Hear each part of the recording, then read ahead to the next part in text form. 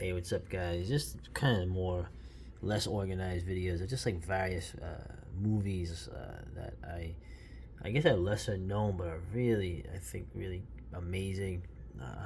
You may have seen them, you may not have, but I'm just throwing them out there. Um, Spirits of the Dead was a Poe anthology made by like Fellini, Roger Vadim, and I forget the other guy. You know, like these serious European art house directors making a Poe anthology due to the success of the Roger Corman films.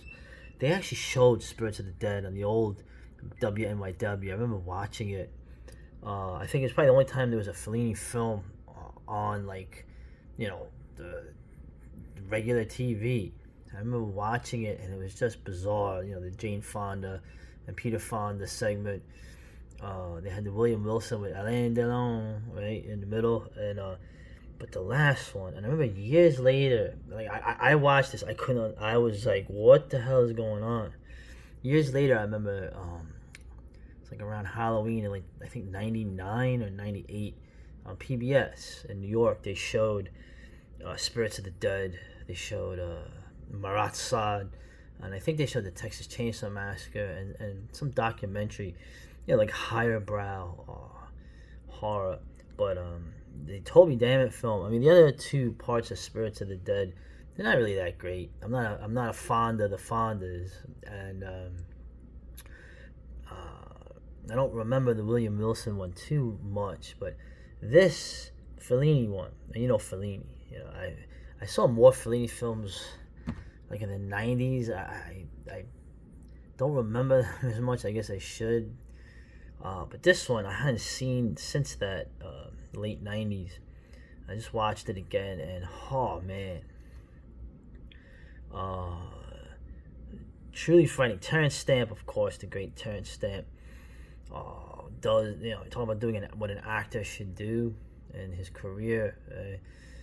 He was Zod in the Superman 2. They made that movie, The Limey, which has a great scene in it, where he gets roughed up by these American overweight assholes, and then he comes back and pops them all. And he was the tranny in Priscilla, Queen of the Desert. So I mean, but this dude was like, when he was younger, he was one of those like cutting edge actors in Britain. Far from the Madding Crowd, a bunch of films. I think he did a Pasolini film. Regardless, this one here, man, this movie, I would say, I mean, his acting is amazing. Right? I mean, the best actors in the world are the British. I mean,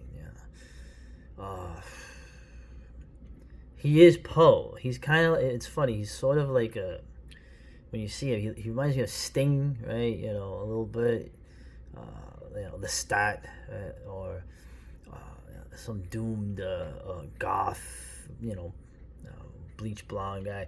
But essentially, he's Poe. He's supposed to be Edgar Allan Poe in this story, which is based on the Poe story, "Never Bet the Devil Your Head," right? Which this is very loosely, as they say, loosely based on. Other than the fact that what happens to Toby Dammit in this at the end, the ironic ending he has, happens in this as well. What I mean, it's frightening in a lot of ways. This is a man that wants to die. You can see he just starts sticking around for sensation, and he's laughing and crying half the time. He's drank so much that his stomach, he winces whenever he takes a shot of whiskey. And the Italians around him who want him for this film, this spaghetti western, Catholic spaghetti western, you can see they're concerned, but it's a Fellini film, like Fellini-esque. It's an adjective, surrealism.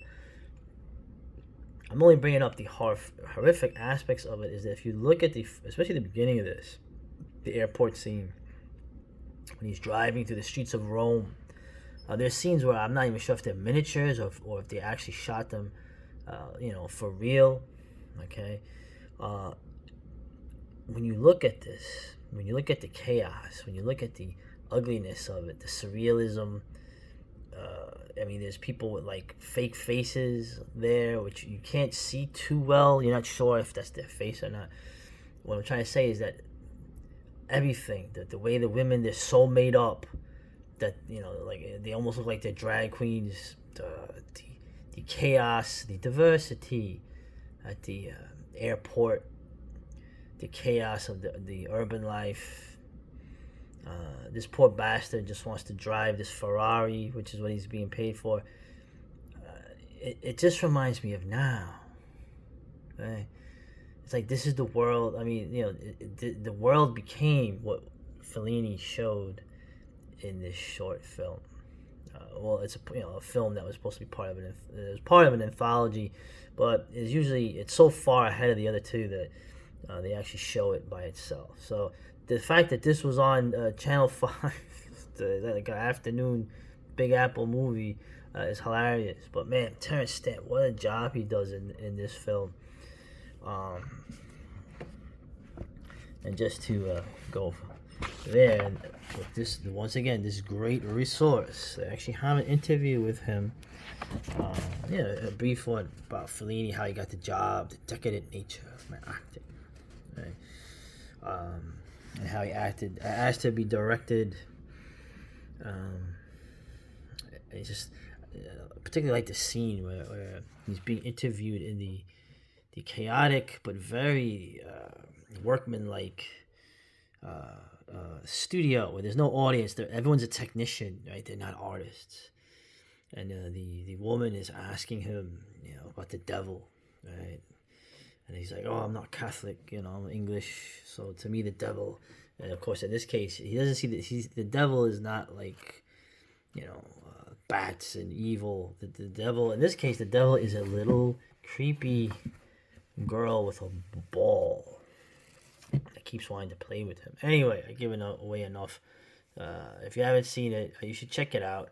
It's not just like one of those, it's visually great, but it doesn't make any sense. I mean, this guy acts his fucking ass off in this.